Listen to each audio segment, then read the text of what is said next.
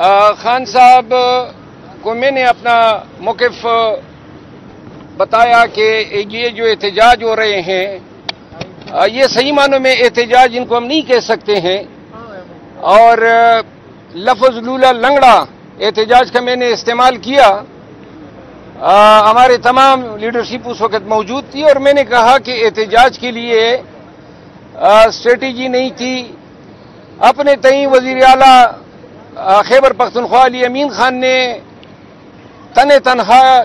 ये मोरके सर किए, कोशिशें की, 70-80 हज़ार लोगों को डी चौक लाया, पिंडी, सवाबी, संगजानी और दीगर मकामात पे जलसे जलूस किए। लेकिन जो एहतजाज के लिए स्ट्रेटेजी होती है, और सबसे बढ़ के कि क्यों कर पाकिस्तानी को हम कैसे कायल करें कि आपका निकलना जरूरी है। ये 50,000 1 लाख लोग निकलने से शायद ऐसे नताइज हमें नहीं मिल रहे हैं जब तक कि पूरा पाकिस्तान ये न चाहे कि हम निकलें, और इसके लिए जरूरी है कि पाकिस्तानियों को कायल करें कि आपके निकलना क्या मानी रखता है और पाकिस्तान को क्यों जरूरत है। बहरहाल बहुत सारी गुफ्तगू शुनीद के बाद खान साहब ने कुछ हिदायत दी हैं जो मेरा ख्याल है सलमान अकरम राजा साहब के लिए बेहतर होगा कि वो मुनासिब समझेंगे तो आपके साथ शेयर करेंगे। एहतजाज के हवाले से कुछ फैसले हुए हैं। दूसरी भी बात, खान साहब ने आज मैंने उनसे ये पूछा कि मौलाना साहब के हवाले से क्या मौक़िफ़ है, क्योंकि आईनी तरमीम में तो साथ दिया उन्होंने हुकूमत का, और अब नई आईनी तरमीम भी आ रही है और मौलाना साहब की तायीद के बगैर तो ये मुमकिन ही नहीं है। तो इस दौरान हमारे एक साथी ने खान साहब को कहा कि मौलाना साहब का ये कारनामा है कि उन्होंने मिलिट्री कोड जो बन रहे थे आईन के तहत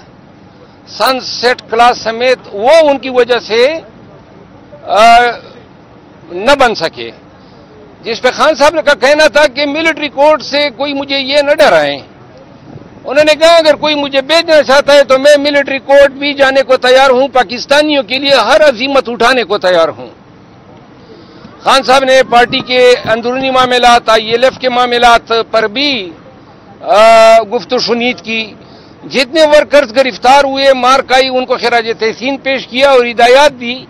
कि इनके केसेस में भरपूर दिलचस्पी ली जाए।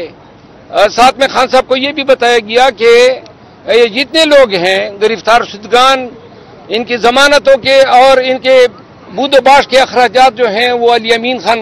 बर्दाश्त कर रहे हैं। ओवरऑल जो है आज की मीटिंग जो है वो हौसला अफजा थी। खान साहब जो हैं वो एक दफा फिर कह रहे थे कि एक नए एहतजाज या धरने की तैयारी करो। अब अनकरीब इसका फैसला पार्टी जो कमेटी एहतजाज कमेटी बनेगी वो इस हवाले से फैसले करेगी। बहुत शुक्रिया। कोई बात अगर है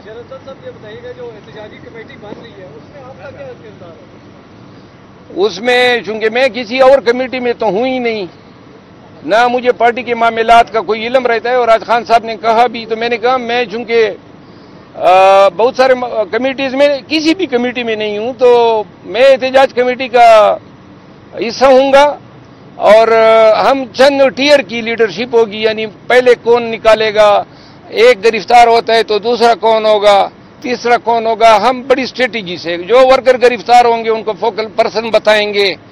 क्या तरीकाकार होगा। सर्दी भी आ रही है तो लिहाजा मौसम के हिसाब से जो है तैयारी करेंगे। नहीं, बानी PTI जो है वो तो असद कैसर साहब जो मशवरा देते हैं मुझे भी उन्होंने दिया है,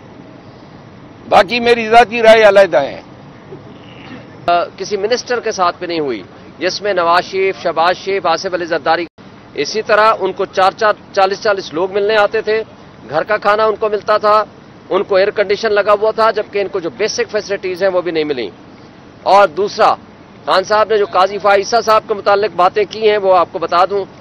उनके बकौल जो उन्होंने कहा है और दुरुस्त कहा है कि वो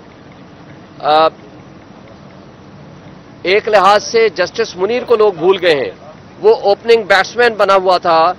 जिस हवाले से ये जो कुछ हो रहा था, और उसकी बदनीयती ये देखें कि इलेक्शन 90 डेज में होना था आइन के मुताबिक, लेकिन उनको जिस तरह प्रेशर डाल के वहां जलसे किए गए और जिरगा बिठाया गया 3-3 बंदों का, और उन 3 बंदों में से PMLN के लोगों ने बताया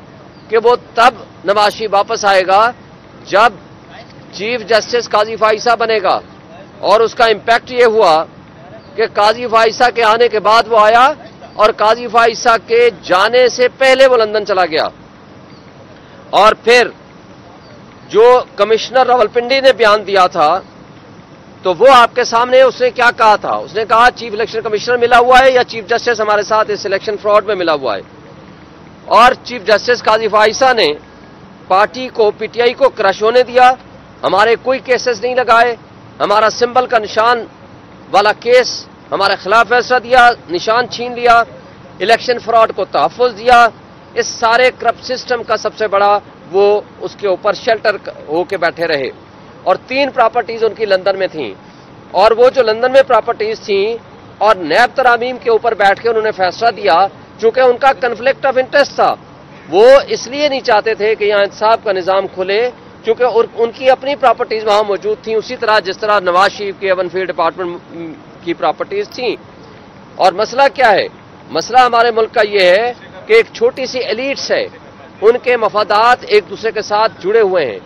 और जो एलीट्स हैं वो इस मुल्क में सिर्फ उस वक्त तक रहते हैं कि जब तक उनके मफादात का तहफ़्फ़ुज़ होता है, और ये एक दूसरे का मफादात का तहफ़्फ़ुज़ इस तरह करते हैं, और जो पूरी कौम है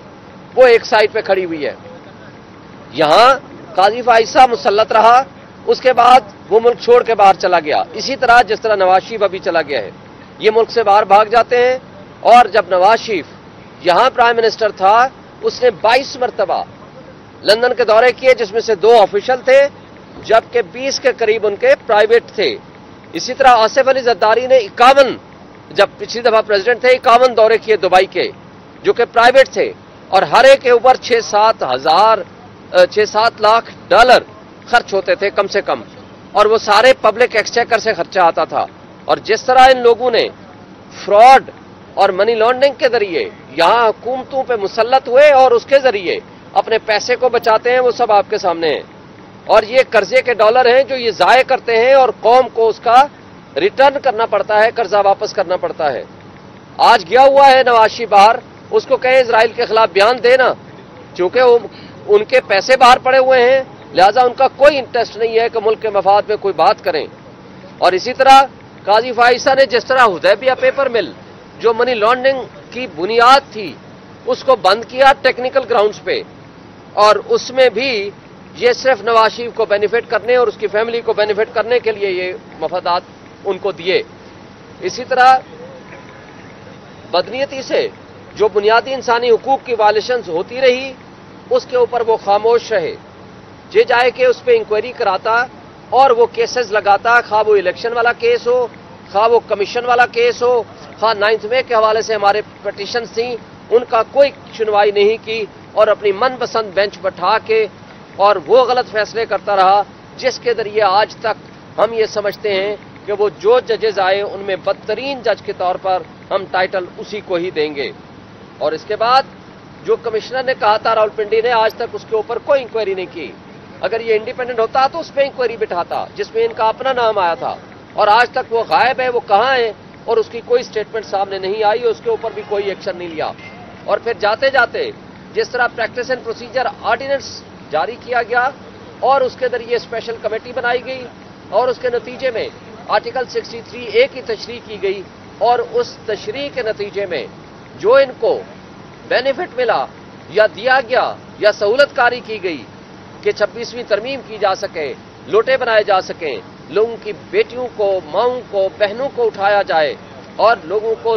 लोटाक्रेसी के जरिए और पैसे दे के लोटे खरीदे जाएं, तो ये सब कुछ हमने अपनी आंखों से देखा। और इस पे हम ये समझते हैं कि ये सारी की सारी जिस अंदाज से इन्होंने सहूलतकारी काजी फाइसा ने की है, ये किसी लिहाज से सूटेबल नहीं है। देखिए, और फिर उसके अलावा जब हमने कहा था कि जुडिशरी के जरिए आप इलेक्शन कराएं, तो इसने रात की तारीकी में बैठ के कहा नहीं, यही रिटर्निंग ऑफिसर्स इलेक्शन कराएंगे जो हमारे खिलाफ 3 MPO के कई केसेस के ऑर्डर कर चुके थे, जेलों में डाल चुके थे, और वो करप्ट ब्यूरोक्रेसी के जरिए फ्रॉड इलेक्शंस कराए, جس میں قاضی فائصہ صاحب کا پورا عمل دخل ہے۔ اب یہ جو کہا جاتا ہے کہ جناب باتیں چل رہی ہیں کہ جی ڈیل ہو گئی،